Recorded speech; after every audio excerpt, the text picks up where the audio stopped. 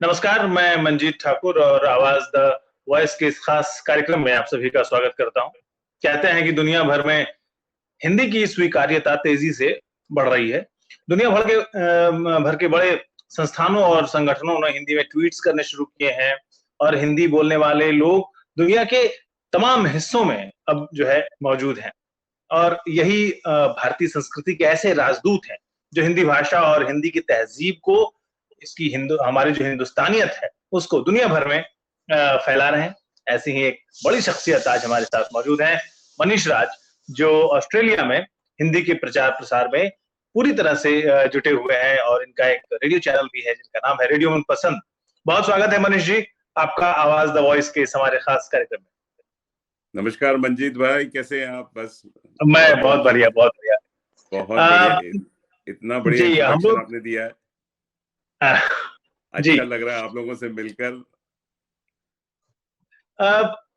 आप जो काशी से कैनबरा तक का एक सफर जो है मनीष जी, तो ये हम इस पे बात करेंगे, लेकिन पहला सवाल मेरा यही होगा कि आपका जो रेडियो है, रेडियो मनपसंद, वो आखिर में कैसे कार्यक्रम पेश करता है, किस भाषा में करता है? मनपसंद हिंदी नाम है तो शायद हिंदी में कार्यक्रम होते होंगे, तो ये हम अंदाजा लगाते हैं, लेकिन क्या क्या पेश करते हैं आप दर्शकों के लिए?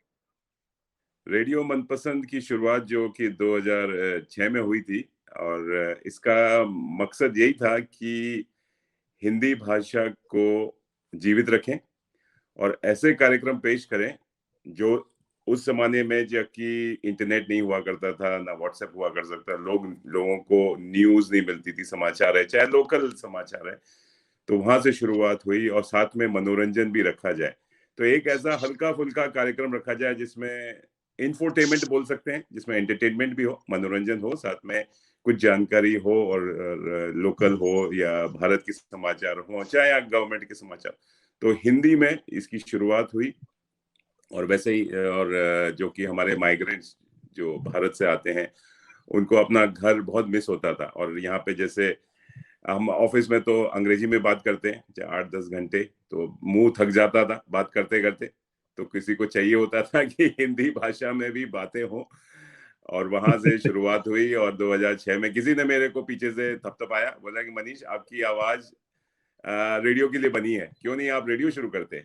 और मैं अपने जमाने में जबकि मैं आईआईटी में था या सेंट जॉन स्कूल बनारस से पढ़ा हूँ, बहुत ही शाही बच्चा था, मैं कभी स्टेज पे नहीं गया और कभी डिबेट में भाग नहीं लिया, लेकिन हाँ किसी ने जब मुझे पुश किया तो वहां से शुरुआत हुई। और हिंदी में जब माइक्रोफोन के सामने आए तो एक एक चीज लिख कर ले जाते थे कि मेरा नाम मनीष राज है और आप सुन रहे हैं रेडियो मनपसंद, तड़का लगा के। और तड़का लगा के ऐसा हुआ कि अपने व्यूज रख सकें, तो लोगों को पसंद आने लगा। लेकिन हिंदी जब प्योर हिंदी में बात करने लगे मैं स्पेशली, मैंने ही शुरुआत की थी, फिर धीरे धीरे लोग जुड़ते गए, लेकिन लोगों को इतनी हिंदी बड़ी कठिन समस्या हो रही, तो हमने फिर इंग्लिश में प्रोग्राम शुरू किया। इंग्लिश मतलब हिंदी और अंग्रेजी का मिश्रण बना के, जिससे कि आम भाषा में जैसे बोलते हैं ना, जैसे हम और आप बात कर रहे हैं तो थोड़ा सा अंग्रेजी के शब्द आ गए, तो वैसे तो ये ऐसे शुरुआत हुई और अब चल रहा है। आधे घंटे से प्रोग्राम शुरू हुआ, अब 3 घंटे का था। पिछले 2 साल तक 3 घंटे हर हफ्ते हम प्रोग्राम करते हैं। और यहाँ के जो कैनबरा मल्टीकल्चरल सर्विस है, जो कि एसीटी गवर्नमेंट, यानी ACT means Australian capital territory government है, जैसे आपकी दिल्ली का टेरिटरी है ऐसे यहाँ पे भी कैपिटल टेरिटरी गवर्नमेंट है। उन्होंने यहाँ पे माइग्रेंट्स के लिए या भाषा को जीवित रखने के लिए जो भी आते हैं, वहाँ पे एक रेडियो चैनल हमें दिया हुआ है। तो वहाँ पे करीब 30 भाषाएं हैं, 30 भाषाओं में कार्यक्रम प्रसारित होता है। लोकल हम सब अपनी वॉलंटरी काम करते हैं, अपनी जो रोजमर्रा की जिंदगी से हटके और ऑफिस में से समय निकाल कर कार्यक्रम पे प्रस्तुत करते हैं। और लोकल उनका मकसद ये है कि लोकली यहाँ पे प्रोड्यूस हो, यहाँ पे डिजाइंड हो और सब, और बस यही ऐसा ही शुरुआत हुई। और अब पिछले 2 साल से मैंने ही इसकी शुरुआत फिर 24 घंटे 7 दिन चैनल शुरू किया, जिसमें ऐप के द्वारा, iCloud के द्वारा, क्योंकि अब तो दुनिया भर में सुना जा रहा है रेडियो मनपसंद। और ये टेक्नोलॉजी का कमाल है क्या, और आपसे भी इसीलिए गपशप हो रही है और लोग भारत नहीं, यूएस, कनाडा, कहाँ में हमारे कार्यक्रम सुनते हैं और इसका मजा लेते हैं। मजा लेते हैं।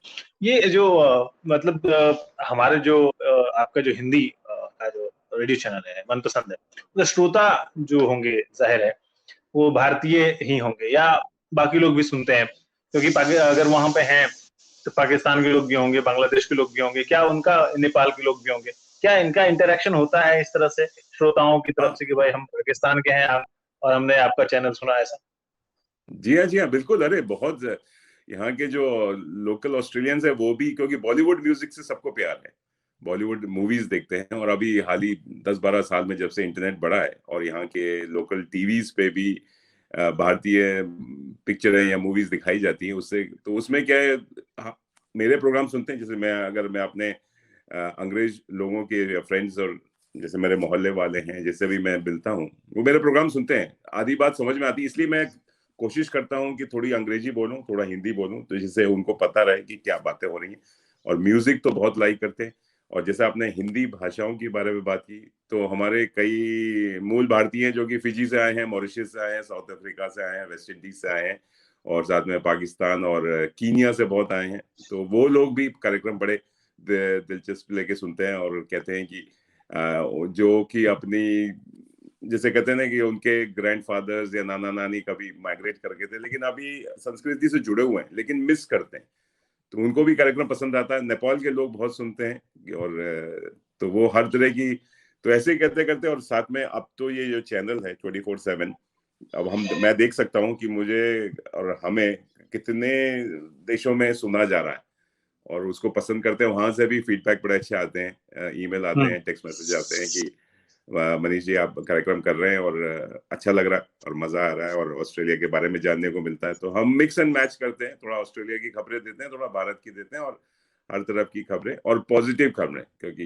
नेगेटिव खबरें तो आपकी दुनिया भर में सुनी जाती हैं, लेकिन जो अच्छी बातें हैं ऑस्ट्रेलिया और भारत की, तो वो हम म्यूजिक के माध्यम से, बातों के माध्यम से, तो हमारा, तो अभी ये वॉलंटरी चल रहा है, बिल्कुल इसमें वॉलंटियर्स हैं, कई सारे आरजेस जुड़ गए, जैसे अच्छा, तो श्रोता ही मनीष हमारे। जी एक, हाँ बताइए।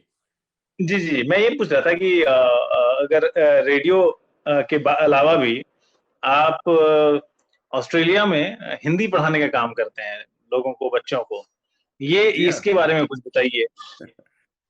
इसकी भी शुरुआत जैसे 2006 में हुई थी, जब मेरे बच्चे थे, मेरी 2 बेटियां हैं, जब 6-7 साल की थी बड़ी वाली, और स्कूल से पढ़ के, इंग्लिश तो पढ़ के आती थी, घर में भी इंग्लिश बोलती थी, उसको कितना भी हिंदी में बात करो तो वो हिंदी में उतना बात नहीं कर पाती थी, बोलती थी कि नहीं हिंदी क्या है, व्हाट इज हिंदी, मतलब हिंदी में क्यों बात करें, why should I talk to Hindi.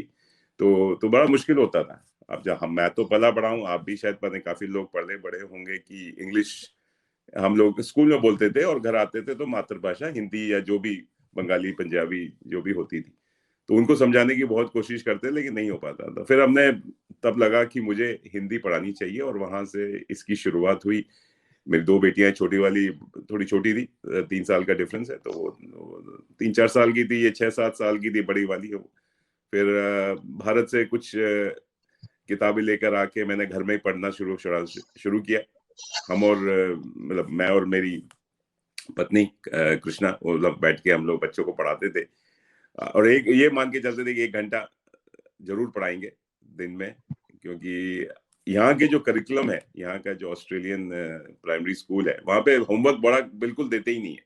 जो क्लासरूम में पढ़ा दिया, घर आके आपको कुछ पढ़ने की जरूरत नहीं है। तो ये बच्चे इधर उधर घूमते रहते थे कि करें तो क्या करें, तो इनको हम एंगेज करने के लिए कुछ ना कुछ एक्टिविटी, जैसे बाहर चले गए स्पोर्ट्स में डाल देते हैं बहुत लोग, तो वो सब स्पोर्ट्स है, स्विमिंग है, ये सब तो चलता है, लेकिन भाषा को बढ़ाने के लिए फिर हिंदी का रखा। तो ऐसे करते करते जब मेरी बेटियां 3-4 महीने में अच्छी थोड़ी बहुत हिंदी बोलने लगी, समझने लगी, और उस समय सैटेलाइट टेलीविजन का भी शुरुआत हुई थी, करीब मैं बता रहा हूँ 1998-99 में। तो हमने बड़ा सा एक डिश एंटीना लगाया अपने बैकयार्ड में, फिर भारत के चैनल्स आने लगे, स्टार प्लस है, जी टीवी है, वगैरह वगैरह।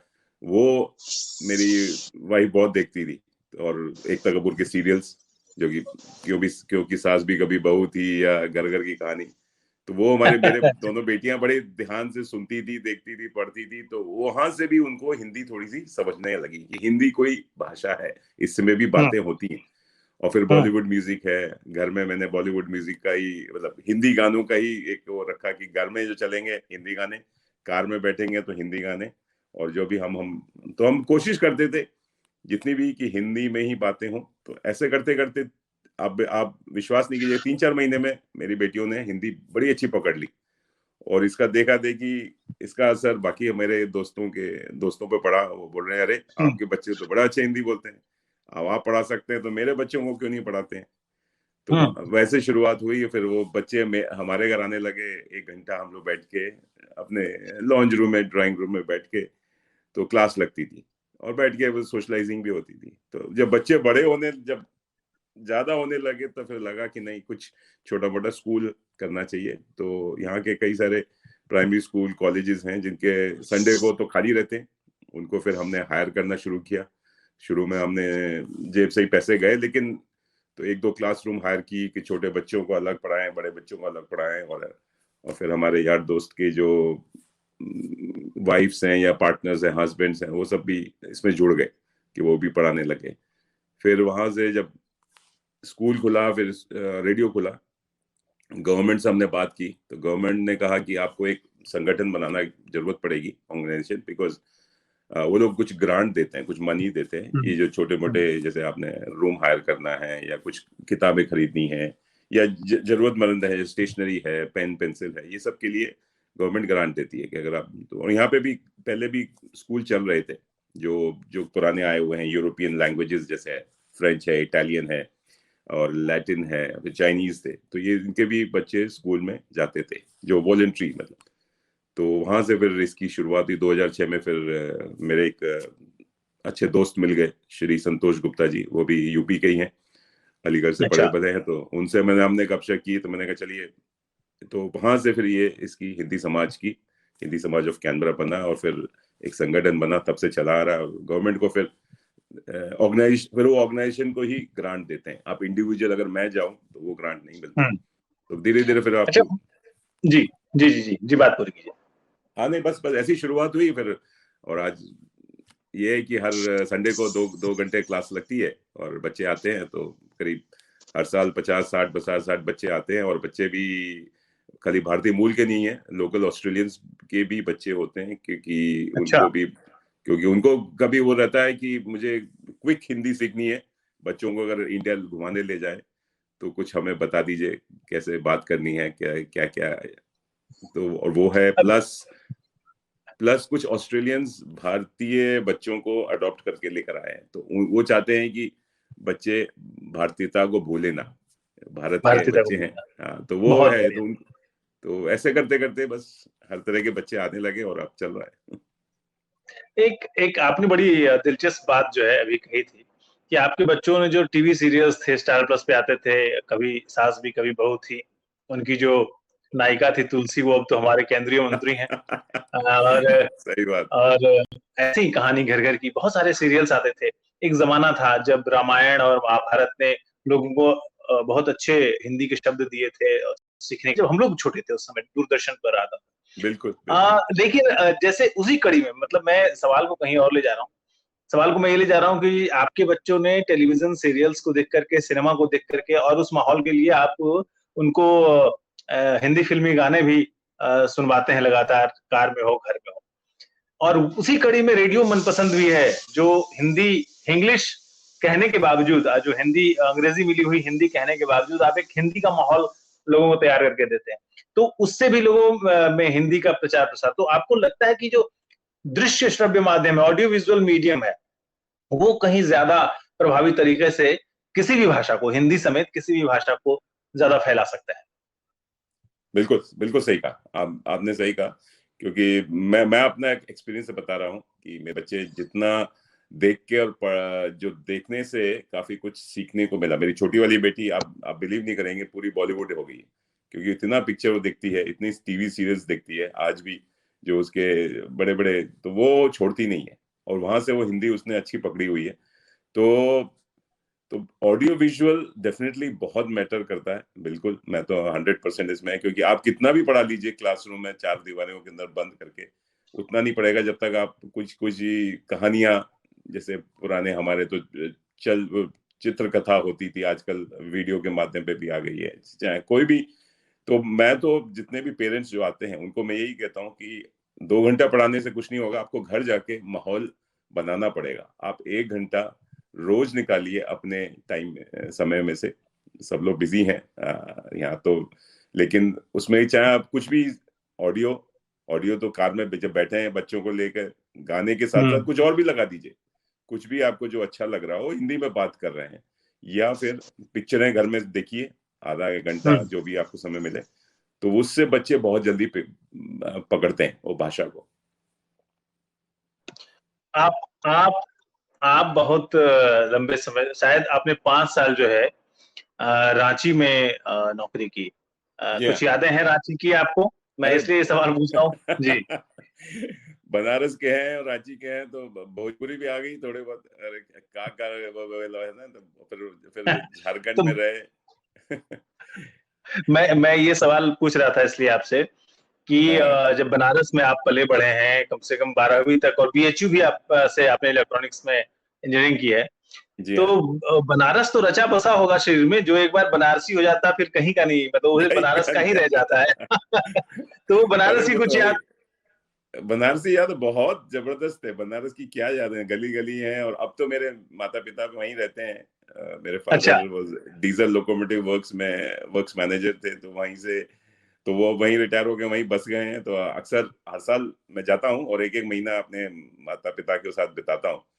तो और वहीं की, और वहाँ मेरे अपने स्कूल के और आईआईटी के फ्रेंड्स भी हैं, तो उनसे मिलना होता है। तो बनारस की तो एक एक यादें हैं, चाहे वो पान हो, चाहे साड़ी हो, चाहे घाट हो, चाहे वो भी बोलते हैं ना, सीढ़ी सन्यासी, इससे बचे तो पाओ काशी, तो वही वाला हिसाब है सारनाथ हो। लेकिन बनारस काफी अच्छा हो रहा है जब से मोदी जी आए हैं या योगी जी आए हैं, काफी इम्प्रूव हो रहा है संस्कृति के मामले में भी, भाषा के मामले में भी। और पिछले मेरे ख्याल से 2019 की बात, 18 की बात करें, 19 की बात करें, वहां पे प्रवासी भारतीय दिवस भी हुआ था। तो मुझे मौका मिला as a media, as a radio मनपसंद, जो कि मुझे स्पेशली सुषमा स्वराज जी ने, जो कि आजकल, आज तो उनका स्वर्गवास, मतलब वो है नहीं, लेकिन उनका मैं धन्यवाद देना चाहूंगा। उन्होंने स्पेशली इनवाइट किया था थ्रू इंडियन हाई कमीशन कि मनीष जी आप आइए, और मुझे स्पेशल टिकट की वीआईपी एक मीडिया पास मिला हुआ था। बहुत अच्छा लगा। पूरा बनारस को मैंने एज ए मीडिया देखा, और फिर साथ में हम कुंभ मेला भी गए इलाहाबाद बाय बस। तो उसमें आप जैसे बहुत सारे दिग्गज मीडिया वाले थे, उनके साथ उठना बैठना हुआ। और लेकिन बनारस की यादें बहुत है, आप एक नहीं है, अभी भी मन करता है। लेकिन अभी तो खैर कोविड की वजह से 2 साल से मैं गया नहीं हूँ, लेकिन जब भी मौका मिलता है बनारस में जाता हूँ। और चाहे वो आप पता नहीं बनारस गए कि की नहीं मिठाई मिस करते हैं या नहीं? अरे बनारस की मिठाई ऑस्ट्रेलिया में मिस करते हैं। चौक का जो, बस वही है, चाय और वो सब ऐसे है। और वहाँ की जो, जैसे मिठाई का लवंग लता तो है ही, रात में जलेबी है, और वो, और क्या कहते हैं कि वो, ये जो चाट है वो बहुत जबरदस्त है।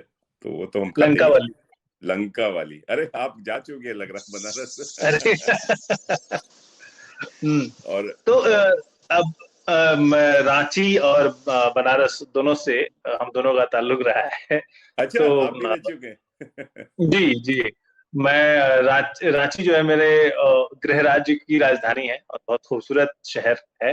और बनारस तो जाहिर है सबको अच्छा लगता है, और वो शिव जी की वजह से भी हम लोग बार बार जाते रहे। जी हाँ। और बनारस के घाट बहुत खूबसूरत हो गए हैं अभी। अब तो बढ़िया, 80 और घाट तो बहुत जबरदस्त साफ सफाई हुई है पहले के मुकाबले।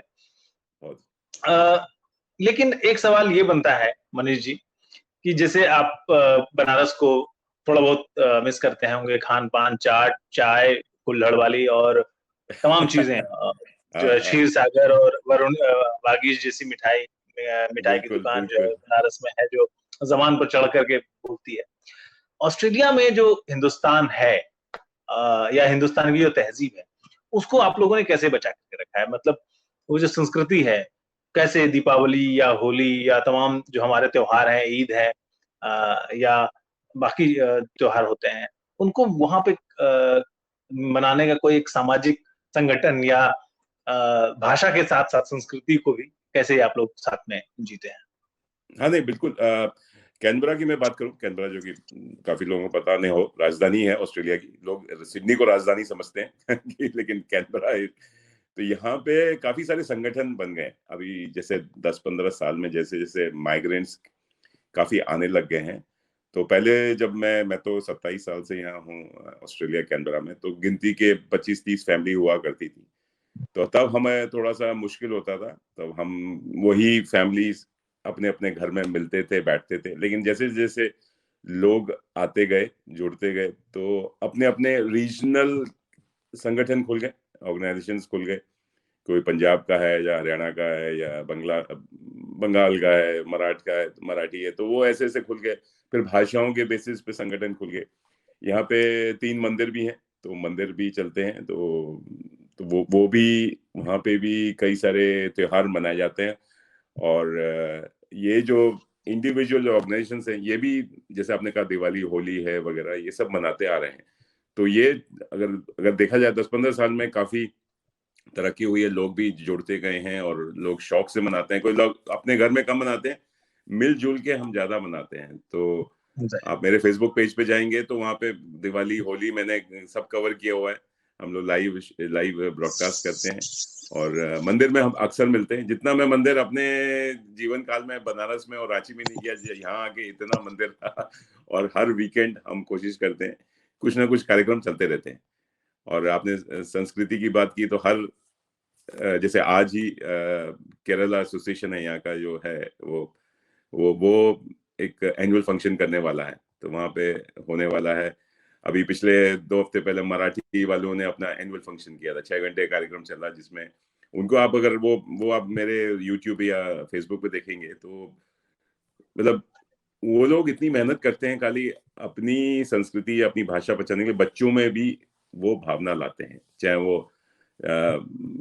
एक स्किट के माध्यम से ड्रामा कर रहे हैं या गाना गा रहे हैं या वहाँ के गानों पर नाच रहे हैं या जो भी कर रहे हैं, या तो हर तरह की संस्कृति सब कोशिश कर रहे हैं किसी ना किसी तरह से इससे जुड़े रहे। नहीं नहीं, पूरी कोशिश है। और जैसे हम तो लगे हुए हैं हिंदी को लेकर, वैसे बाकी रीजनल्स भी जो प्रदेश के लोग हैं वो भी इसमें जुड़े हुए हैं।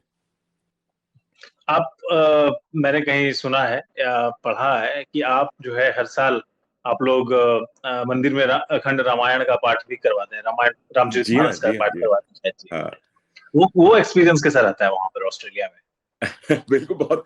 और इसकी शुरुआत आपको पता है बनारस से ही हुई है। मैं जब बनारस में पला बड़ा हूँ और ये चीज बड़ा मिस करता था जब जब मैं ऑस्ट्रेलिया में आया, कि मेरे कानों में वो रामायण का जो ना चौपाइयाँ गूंजती थी। बनारस के हर गली मोहल्ले में वो बड़े बड़े लाउड स्पीकर लगा के आपको वो चलती रहती थी खंड रामायण 24 घंटे। और जब हम पढ़ते थे तो हम कानों में ऐसे मतलब बोले बंद करो यार, पढ़ाई नहीं हो रही है। तो वो चीज मुझे बहुत मिस होती थी। तो मैंने फिर 2006 में जब ये हिंदी समाज बना और स्कूल और रेडियो की, तो मेरे माता पिता यहाँ ऑस्ट्रेलिया आए हुए थे। तो मैंने उनको कहा कि मैं ये रामायण का पाठ करवाता हूँ मंदिर में, और देखता हूँ कोई ना कोई तो आ ही जाएगा। तो पेरेंट्स मेरे थे, तो माता पिता थे। और फिर मैंने कहा चलो शुरुआत करते हैं। रामायण 2-4 ही थी, ज्यादा वो अखंड रामायण की जो होती है पूरी, तो वो मंदिर में मिली गई। और वहां से फिर शुरुआत की कि चलो रोस्टर बनाते हैं धीरे धीरे, क्योंकि किसी ने रामायण पढ़ी नहीं ना, मैंने भी नहीं। आप बिलीव करेंगे, मैंने भी कभी ये रामायण कभी पढ़ी नहीं थी अपने बनारस के लाइफ टाइम में। लेकिन वो एक जो माहौल होता है ना, जो ढोल मंजीरे वाला, वो मुझे बड़ा अच्छा लगता था। और जो तुलसीदास जी ने लिखी है रामायण, वो अवधी में लिखी गई है। उसमें उसकी मीनिंग समझ में नहीं आता, लेकिन जो एक कल्चरल जो म्यूजिकल एनवायरनमेंट होता है, वो बड़ा मुझे अच्छा लगता है। तो वो चीज मैंने जब शुरुआत की, वो जब एक, तो आप बिलीव नहीं करेंगे, लोग जुड़ते गए और लोगों को ऐसे ही सोशलाइजिंग के लिए कि मैंने कहा रामायण हो रही है। तो फर्स्ट ईयर तो थोड़ी तकलीफ, मतलब परेशानी हुई, क्योंकि रात भर पढ़नी है। तो हम और मैं, मेरे माता पिता और मेरी वाइफ ही पढ़ती रही। और क्योंकि कुछ लोग तो पढ़ के 9-10 बजे निकल गए, और लेकिन उसको 10 बजे से लेकर सुबह 4-5 बजे तक खींचना तो वो एक रात्रि जागरण रहा, वो बड़ा मजा आया। लेकिन लोग फिर बाद में देखा, फिर आप बिलीव नहीं करेंगे, इस समय हमें 15 फैमिलीज या 15 से 20 फैमिलीज मिल जाती हैं हर हर साल। अब हर साल हमने उसका एक वो बनाया हुआ है कि यहाँ इसी समय जून जुलाई में हम करते हैं। इस बार हमने अप्रैल में की, क्योंकि कोविड के चक्कर में हर साल अखंड रामायण है और सारे फैमिलीज जुड़ती हैं। और उसमें करीब, फिर उसके बाद जब समापन होता है अगले दिन, उसमें हवन होता है, फिर उसके बाद भोजन प्रसाद का कार्यक्रम होता है, जिसमें काफी करीब 500-600 लोग आ जाते हैं और हर तरह के लोग आते हैं। वो देखते हैं कि माहौल जो बनता है ना, वो देखने लायक होता है। तो उसके भी वीडियोस अगर आप कोई देखना चाहे तो यूट्यूब और फेसबुक पे है, रामायण लाइव, रामायण रेडियो मनपसंद उसका, तो बड़ा अच्छा माहौल होता है। बिल्कुल देखेंगे हम लोग, और हमारे सारे दर्शक जो है वो भी देखेंगे। हिंदुस्तान के बाहर जो है वो हिंदुस्तानियत, भारतीय परिवेश, हिंदी, रामायण, रामचरितमानस, तमाम चीजें, और बॉलीवुड के गाने और बॉलीवुड की फिल्में और संगीत, इन सब को लेकर के काशी की तहजीब, रांची का सौंधापन, जंगल जो मेकॉन में काम करते थे, ये ऐसी चीजें हैं जिन्होंने इनको मजबूर कर दिया कि ये साल 2020 में इन्होंने 53 साल की उम्र में, आप 53 साल के हैं, दिखते नहीं है, वॉलंटरी रिटायरमेंट ले लिया और अब पूरा समय जो है अपने मोबाइल हिंदी रेडियो और हिंदी भाषा को बढ़ाने में दे रहे हैं। आपके भविष्य के लिए हम बहुत जो है शुभकामनाएं दे रहे हैं मनीष जी, और एक बहुत शानदार हिंदुस्तान के लिए, भारत के लिए कर रहे हैं आप, हिंदी के लिए, हिंदी की सेवा कर रहे हैं। और इसलिए हम यहाँ पर, जो आपकी जड़ें जहाँ पे हैं भारत में, उसके सभी लोग, 130 करोड़ लोग आपको बहुत बहुत धन्यवाद देते हैं, बहुत बहुत शुक्रिया देते हैं। और इस कार्यक्रम में आवाज द वॉइस में आपने हमसे बात करने के लिए अपना बहुमूल्य समय निकाला, इसके लिए भी हम आपका जो है बहुत शुक्रिया करते हैं। आज की बातचीत बड़ी अच्छी रही, और उम्मीद है कि हम दोबारा आपसे बातचीत करेंगे। तब आप जो है हिंदी बोलने वालों को संख्या में थोड़ा और ज्यादा इजाफा वहां पे ऑस्ट्रेलिया में कर चुके हैं। बहुत बहुत धन्यवाद। थैंक यू, बहुत बहुत धन्यवाद मंजीत भाई, अच्छा लगा आपसे बातें करके, बहुत मजा आया मुझे भी, आप लोग, आपके और आपके श्रोताओं से भी गपशप करके। ऐसे हिंदी की भाषा आगे बढ़ती रहे, यही कोशिश है हमारी। जी जी, बिल्कुल, लगे रहिए। Thank you. हिंदी का तड़का लगा के, हिंदी का तड़का लगा के, जी।